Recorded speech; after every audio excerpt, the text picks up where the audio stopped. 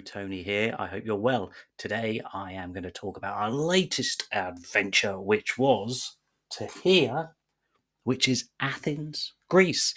Yes, we had 5 nights in Athens, Greece, and it was a phenomenal city, actually. There was plenty of highlights, a few medium lights, and maybe a couple of low lights, which I will run through with you.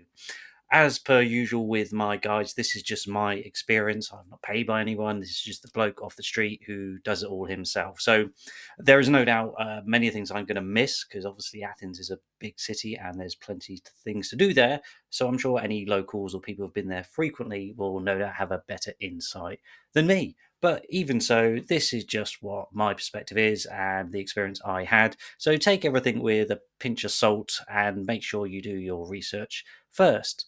A quick aside for the obligatory, please like and subscribe. Please do, please do. I'm getting a lot of traffic, a lot of views, a lot of returning viewers, so every little click helps. So please do sign up. So, what do we know about Greece or Athens? Greece is the word. It's got groove, it's got meaning. Athens is a city steeped in history, as indeed Greece is, and perhaps the main reason you are going to go there is for that history. Obviously, all the ancient Greeks and the Spartans and the Athenians and all that kind of stuff. I am obviously not a scholar, so I'm not going to go over all that or even attempt to even blag it for you. But there are plenty of museums, there's plenty of ancient sites there. So really is a fan place to go if you are a history buff. But let's talk about the practicalities. The first thing is arriving. So Athens is about 3 to 4 hours, depending on the tailwind, flight from London. Athens Airport, I'm not going to lie to you, I was not only pleasantly surprised, I was maybe even shocked. There are, of course, all those misconceptions about Greece where everything's really slow and people go on strike and they're not very efficient. All those things aren't necessarily true, certainly if you judge by the airport. But we just walked straight through passport control, no problem whatsoever. And while it's worth stating that this was Boxing Day, so the 26th of December, where you are not going to expect it to be potentially heaving, it was very quiet indeed. In fact, it was almost deserted to the point that we were able to walk straight through. And unlike many other places where I was kind of expecting there might be a massive long queue with like two people on passport control, fair play to Athens Airport. It was super efficient, super effective, and we managed to get straight on. There was nobody there, straight to the front of the queue. So good on them for that. I actually thought at one point Athens Airport was even trolling me. They were that good. So the passport control was nice and simple, and I walked through and go straight to the baggage claim. And guess what? My bag's there. My bag's there. Yes. Alas, it wasn't my bag. It transpires that someone else also buys their luggage from TK Maxx. So it was an identical bag. That wasn't mine. Oh, I was so hopeful that I would have got the world record. So at that point, it was less than 5 minutes from the landing, getting off the plane, getting through passport control, and what seemingly was picking up my bag. But it wasn't my bag. So unfortunately, obviously on the conveyor belt, I kept getting triggered again with it coming around. Is that mine? It's not my bag. It's not mine. So eventually, our bag came out just around it was 15 minutes in total from landing to get through. So that puts Athens joint top with Doha, Qatar, which also took us 15 minutes from landing to get through passport to get our bags.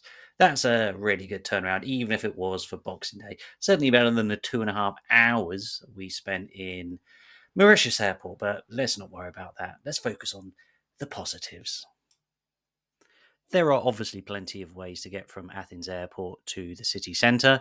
I would looked at taxis. It was about €50 for Uber. No idea how much it would be on the meter, but perhaps the most effective way is the metro. If you come out of the airport, the metro station will be, you have to cross a couple of roads and it is towards the left hand side. So it's not that far all, maybe sort of 5 minutes, probably it's not 5 minutes, maybe 2 minutes or whatever, but pretty straightforward. You will go up the escalator, you will walk through the corridor, and you will get to the station. There are a ton of ticket machines, takes cards, takes cash. It was €9 for a single. I think they did do a return trip, but that had to be within, I want to say, 72 hours. So we were there obviously longer than 72 hours. So we didn't buy them. But it's pretty straightforward. You get the paper ticket, and as with a lot of things, you just hover it over the little contactless sign and you go through the barriers and everything's fine. Now, the metro itself is a bit of a trek, 45 minutes or so on a good day. There is plenty of carriages, so it's quite a lot, but it does get pretty busy on there. So there is in the middle of each carriage, there's a luggage rack. So I'd probably recommend trying to find the middle of each carriage and putting your luggage there, because having your luggage in the middle or standing in the aisles or whatever when there is a throng of people is going to be awkward. It's also going to be awkward trying to get off the train and battle your way through a scrum of commuters and tourists. I can't vouch for the reliability of the metro. We only used it twice, so coming from the airport and going to the airport. Coming from the airport, there were some engineering issues on the train, so everybody was turfed off. That was quite a squishy, squashy situation because a lot of people were then cramming onto the next train. So if you ever watch my London videos, which is just we waited for a few minutes for the next train and it was fine, plenty of space. Coming back to the airport, there was a 23-minute wait for the train. I got a little bit apprehensive that, oh my God, it's going to be heaving, but fortunately it was fine. So, yeah, that's the metro. Generally speaking, though, I don't think you really necessarily need the metro to get around Greece, or get around Athens, central Athens at least, because it is very walkable. And that's my next bit of advice would be bring some decent walking shoes and make sure you've got a little bit of cardio endurance going for you, because there may be a fair bit of walking.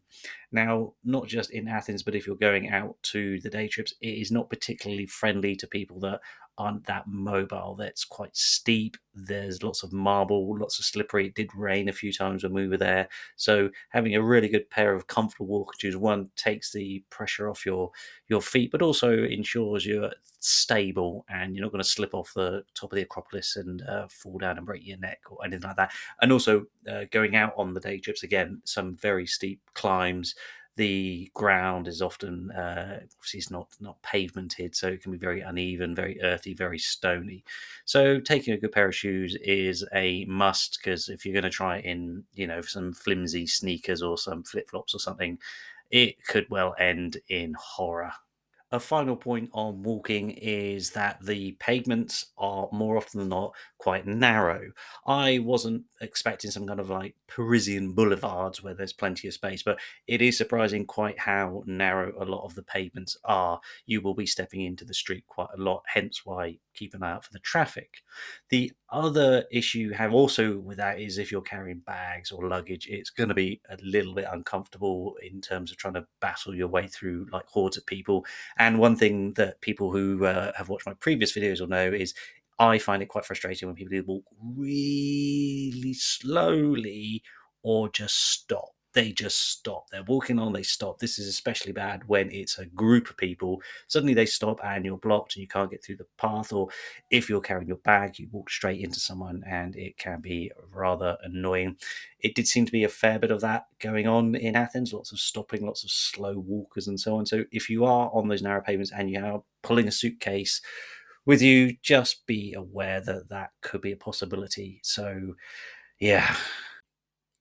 And while we're on the subject of walking, let's talk about the traffic. So, when you are traversing Athens, there is going to be a fair bit of traffic, and I have no idea what the rules of the road are or the etiquette, because it seemed to be all over the shop.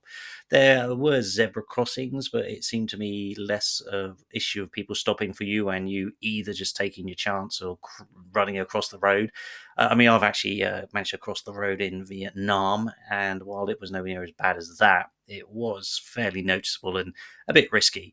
There is also the fact of even where you can find a traffic light, it does seem a bit arbitrary about whether people do observe the red light. I think sometimes it seems to me that if they think they're in a queue or in the queue to turn left and the light turns red, it's like, well, hang on, I'm in the queue now, so I've got right of way. So keep your wits about you. Likewise, there is also lots of the alleyways and narrow pavements and all this sort of stuff.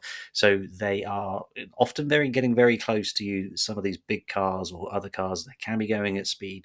So make sure you are keeping your wits about you, because if you're not, there's suddenly a car up the back of you, and or if you step out into the road not realizing. So yeah, it could be potentially dangerous. So make sure you are fully aware of your surroundings.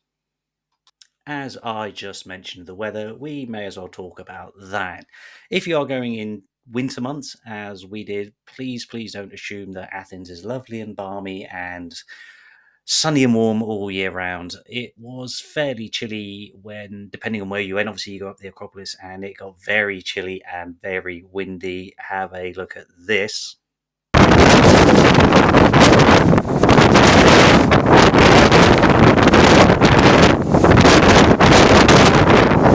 Pretty blustery, right? Also, if you are going outside of Athens, don't forget that the surrounding area does have mountains in it. So if you just take a look at this.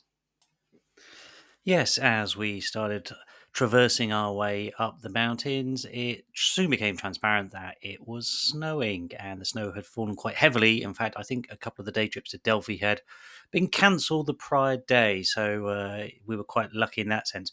But it's really weird because you kind of come to Athens for all the look, it's the mythology, but I wasn't expecting to bloody wander into Narnia. And it's actually funny because this is the third time this year we've gone from somewhere quite warm and pleasant straight into either a blizzard or a snowstorm or a nice picturesque winter scene. So, first one was going up Mount Hood in May when we were in Portland, Oregon. Then it was going to the Rocky Mountains in October, coming from Denver, and now Athens. So it was quite surprising, but underscore the point, which is make sure you check ahead because there's going to be a great variety when it comes to temperatures and weather conditions. So don't get caught out and make sure you pack appropriately. There we are, heavy snow and freezing temperatures. That means if you are going to Athens on the winter months, please make sure that you do take some decent clothes. Usually layers are a good option because the weather and the temperature can change considerably throughout the course of the day and where you go. But don't get caught out thinking that it's going to be flip flops, Bermuda shorts, and t-shirts weather. Because if you're going out, you're going up in the Acropolis. And it's windy like that, or you do head out to the mountains and it's freezing cold, you are probably going to at least end up with a cold, or if not, something worse. If you are going to the Acropolis, please be aware the Acropolis and the Acropolis Museum are two different things. I did a little bit of research on this situation, and some people say go to the museum first and then go to the Acropolis afterwards. I actually ended up doing it the other way around by mistake, not by mistake, but by the fact that I booked the tickets in advance. We'll come on to that. I think it probably doesn't really matter, to be honest. There is a lot of information in the museum to take in. There is just obviously centuries, millennia of history. So you're not going to retain it all, of course. Being able to go up there and go, oh, I have, unless you have a photographic memory, in which case, well done. The other way around, I didn't mind it because sort of seeing the sites, because obviously it's ruins, then coming down to the museum the next day and reading up on it, it kind of then helps visualize things. So I don't think it makes too much of a difference. It really is your own personal preference. However, actually, what I will say though is some people suggested maybe doing them both at once. So, or both at once, kind of. Someone's saying they're both in the same day. So, do the Acropolis first and then the museum, or the museum and the Acropolis. I don't know. I mean, it got pretty busy up there. We went for the 9 o'clock slot for the Acropolis. It was pretty busy up there by the time we came out, about 10:30. So I probably think, on to be on the safe side, maybe do an earlier slot on one day and then follow up with the early slot on the next day. Actually, that comes to the other point, which is book tickets in advance. It saves a lot of time and a lot of effort.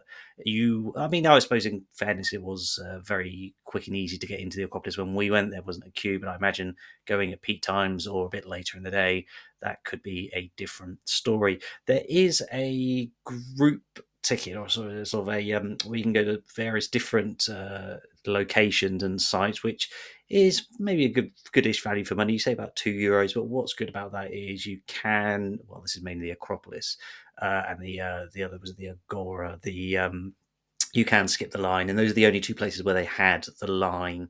So it's probably worth it if you don't want to queue up. And whilst we're talking about tourist attractions, keep an eye on the closing times. Certainly in the winter months, a lot of places close at 3. When I say 3, it's 3 on the dot. So, in terms of planning your days out, obviously it's fairly early starts, which we'll come on to. And it may be early finishes, but keep an eye out. And if you kind of plan out, so for example, I think like the Olympic Museum and the Acropolis Museum, some of the other museums do close later, about 5 o'clock or even later for the stadium. So if you plan your days out and maybe do the museums towards the end of the day, then it's not going to be a 3 o'clock hard stop for you. There we go. So let's talk about the starts. Obviously, to beat the crowds, you've got to get up nice and early, which is fine, but it can be a little bit tiring. That is also the case for day trips. We did 2 day trips out, and in both those cases, it was 7:20ish pickup. So it is bright and breezy, nice and early. So don't expect to be having big lines if you want to get out and see all the sights or go on any decent day trips. I have some bad news for anyone that's allergic to cats or just doesn't like cats. I speak as someone that has had cats poop all over my lawn constantly, and it's super annoying, but that's not why you're here. Yeah, cats are absolutely everywhere. You go from just basic strays to whole groups. What's the collective noun for cats? I don't know. Let me have a look. Clouder of cats. It is what it is. So you will find clouders of cats, and in fact, lots of the tourists seem more interested in the cats than the sights. In fairness, they tend to just keep themselves, lie there, get fed by people, and just have a nice life. But yeah, keep an eye out because there are lots of cats. I assume they're all fine and don't have rabies or anything like that, but you may want to just keep your distance if you are a little bit concerned with those sort of things. Well, Athens is an amazing place to visit. So many great sites. The people are fantastic, really friendly, really pleasant, really nice. The food, everything like that, the culture, all this stuff, really good. I have to unfortunately say, I kind of see the city as the ancient ruins and something of the modern ruins. Yeah, it is rather unfortunate, but it is pretty run down around large parts of Athens. I was quite taken aback by the amount of street art, tagging, graffiti. It was really quite ugly. This seemed to be nearly everywhere in the city, just scrawls and scraggles and odd, ugly smears all over the buildings, which isn't great. Likewise, there was a lot of trash, a lot of bins overflowing. So it is sad. It is sad. I was sort of not quite expecting that. So try not to let that derail or dampen your experience of the place, but it is very noticeable, and I think it does sort of add a tinge of sadness, just sadness that the rest of the city has unfortunately been a little bit run down and ragged. And I mentioned food. The portion sizes I found in Athens were quite generous, so be a little bit careful about ordering a starter because you think, oh, I'll order some hummus or some taramasalata. It's a massive plate, so there's obviously a ton of bread. So the bread will fatten you up, like when you do down the ponds where you feed the ducks bread and it fattens them up and makes them bloated. So don't feed ducks bread, please. Feed them seeds and other stuff. Anyway, so portion sizes are quite big, so if in doubt, just go for a main course. Otherwise, you could find yourself a bit bloated. And actually, while we're on the subject of food, drink, and so on, cash is still king, it seems, in Athens. Yeah, I think a lot of places did take contactless cards and all that kind of stuff. But in this cashless society, it seems that the Greeks, and certainly the those in Athens, do prefer cash. In fact, actually, quite a few places you kind of got a slightly different vibe. If you did pay by card, they bring out the bill on the card machine.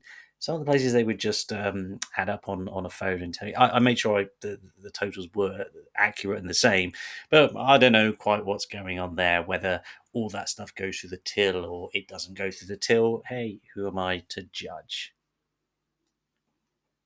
For anyone who is a light sleeper, you may wish to consider earplugs. The city can get quite noisy at night time. We actually stayed in the O&B boutique hotel, which was a really nice hotel. The room was pretty good, nice bed, and all that sort of stuff. The bathroom was fantastic. I thought it was perhaps one of the nicest bathrooms I've seen, and it had a nice spread for breakfast. So well done, O&B boutique. I'm not being paid for them, by them, I should say. I just had a nice stay there. Staff was super great as well. Anyway, come the evenings, certainly the weekends, and it was very, noticeably loud. There were people partying in the street. There was people coming up and down the stairs. There was a fair bit of noise. So if you are in town and do like to get a decent night's sleep, maybe some earplugs will be a good idea. Next up is one that I always recommend people anyway, but especially important in Athens is take plenty of water, get a nice decent flask, fill it up, and ensure you are fully hydrated because there aren't a huge amount of shops or options near a lot of the attractions. You will find those vending machines, where was it 50 cents or something to buy some water, but making sure you've got your own stash is important so you don't have any dehydration issues. This is obviously especially important going in the summer when it gets scorchio. We were in December, so it was pretty mild. But yeah, always ensure you've got plenty of water with you. Of course, when we're on holiday, nature calls and we have to use the facilities. This is not the case for every establishment, but a few did not have locks on the doors. And from what I understand, this is both male, female, or gender neutral toilets. There was no lock. There was some of them had what looked like a key lock, but without a key. Others just had no locks at all. So be careful when you are going to use the facilities in case anyone walks in. I believe the etiquette is if the door's closed, then someone's in there. So make sure if you do go to the toilet and the door's closed, either give a polite knock or something like that. Don't just barge in because it could be rather orcs, as the young people say. We stayed in the Monastiraki district, so fairly central to most of the sites. There were some really good places around here. We didn't really venture too much into the city because we had such busy days and day trips, but there are some good restaurants and bars. First place is more of a studenty dive bar, so I was probably about 25 years too old, but that was a place called Beer Market. It was definitely cheap and cheerful. The cheapest pint of beer I found in Athens. I make it one of my goals to find the cheapest pint of beer everywhere in the world I go, and we found this one, Mythos beer, for €3.50. Can't go wrong. They have some other decent craft beer on there and a nice selection out the back in terms of cans and bottles. And yeah, say it was a nice place, predominantly young people, but definitely worth a visit. Certainly if you're a traveller on a beer budget. Next up is N Ithria, however I pronounce that. This was good. They had some good food, some nice selection of little starters, meze sort of food. The other great thing about this was they had beer towers. So if you want something cost effective, you could this 2 liters, but you get up to 5 liters in a beer tower. How funky is that? The last place I recommend is a groovy little craft beer place called Tapfield. This was a great sort of craft beer place, quite small, intimate. The landlord there seemed like a really friendly guy, really chatty, really loved his beers. In fact, actually, he has his own one of the drinks on there, the pills, the lager is one of his own recipes. So that's really good. So if you are in town, make sure you check out that and buy some nice beer. A little, obviously, is going to be a little bit more expensive than our friends at the beer market, but again, it's a very different type of situation. That's pretty much it, really. We didn't, for example, have any bad experiences. We didn't see any particular scams or touts or anything like that.